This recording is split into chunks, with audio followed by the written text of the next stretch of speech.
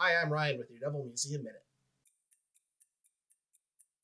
So, today we're going to be talking about what I think is one of the most interesting types of artifacts that we have here at the museum, but I am going to put a little disclaimer out there. We're going to be talking about some pretty old school medical equipment and technology and explaining some of the procedures for how to use these things in detail. So, if you're squeamish about medical stuff, this may be one you might want to skip, but if you're not, buckle up. What is interesting about the Civil War time period is it sort of straddles, the period between modern medicine and the really old school scary medicine. And one of the big reasons that amputations were so common is back then they didn't really understand about what we now call germ theory and viruses and bacteria, right? Right, exactly. So germ theory basically was discovered later in like the early 1900s. And it pretty much stated that disease was caused by things called pathogens or germs. And they found out that things like bacteria and viruses are what caused illness, not other things. James, can you tell us about this kit that we're seeing over here on the table? Yeah, sure. So this right here, this is a Civil War surgical kit. This artifact came to us as a gift in 1945. It belonged to the donor's father. His name was Dr. Bartran, and he used this kit during the Civil War. So there are a number of different types of tools, shall we say, in here, and I know that you did a little bit of research to figure out what you might do with each of these types of tools. So what kinds of things are we seeing in this box? All right, so some of the things we're seeing in this box are we have a bone saw, which would have been used. What is that for? In here, we also have things called Liston knives, which are really long, sharp knives, which aided in slicing through muscle to access bone. We also have forceps for removing bullets, tourniquet for stopping blood flow.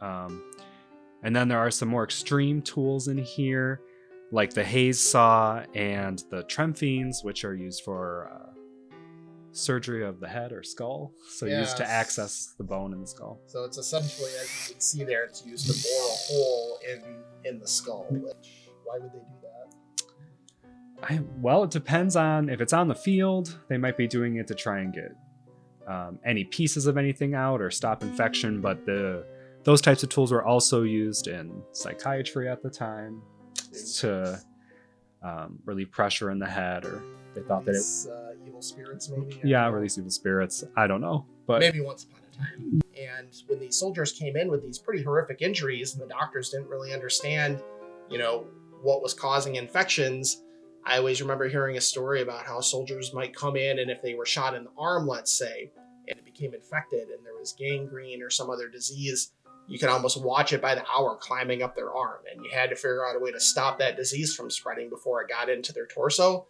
Otherwise, it was going to be game over. And that's where the amputations really became a crude but very important tool for saving lives on the battlefield. Yeah, they sure did. But other things like the mini balls, they were also known as being super destructive. Like it could shatter bones and things like that. So sometimes you can't fix a bone, so you just kind of got to cut it off. They didn't really do a lot of antiseptic care on the battlefield. So a lot of times you would see doctors wearing bloody clothes, using the same surgical equipment.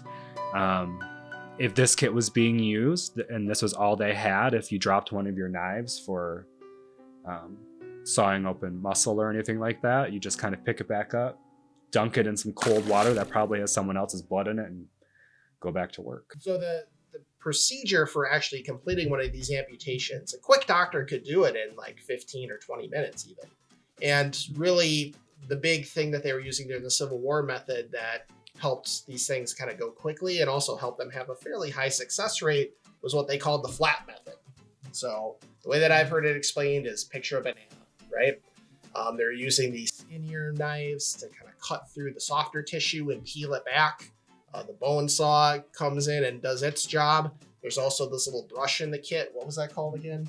A bone brush. A bone brush. So they're trying to keep it clean. They're trying to do this quick because obviously during the Civil War, they didn't have anesthetists on staff. It's a common myth that they had nothing at all, that they just had to bite on a leather belt or take a shot of whiskey. They did have some rudimentary forms of sort of putting people to sleep but it wasn't nearly as good as we have today.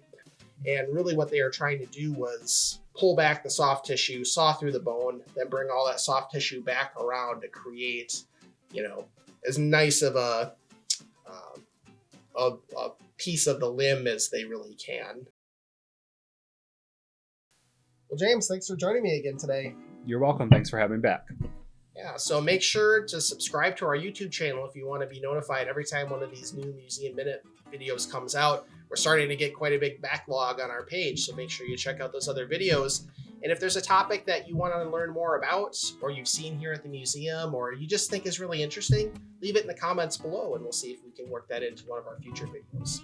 So thanks very much, and we'll see you soon.